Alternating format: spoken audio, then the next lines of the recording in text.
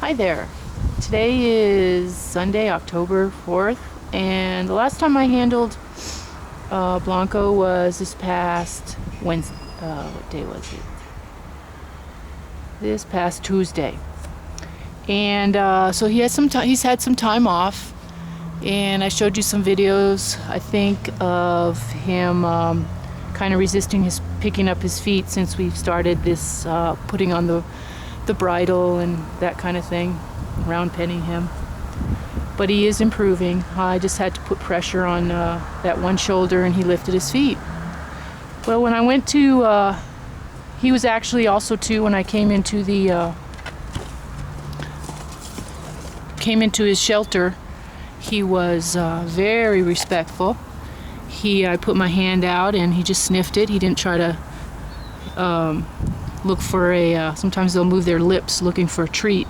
So he didn't do any of that. And I was very impressed with that.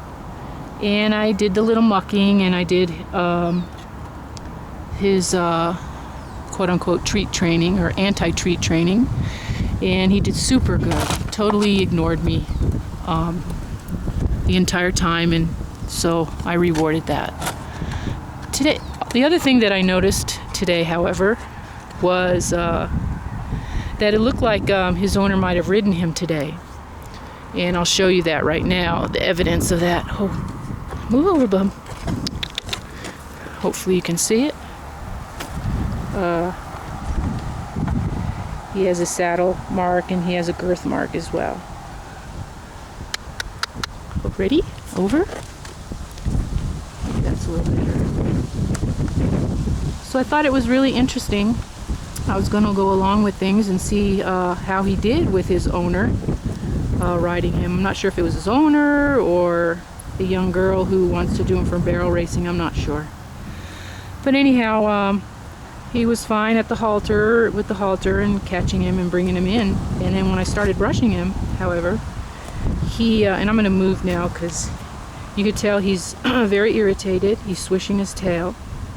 And his demeanor, he's pretty soft in the face right now. But he doesn't like me touching him. I started to brush him and he did not like that whatsoever. So I'm going to move out of the way here. He's not happy. I had called the owner and told him his back was doing better, and I was doing the massaging, and wanted to talk to him though about the biting and how that has ask him some questions about that.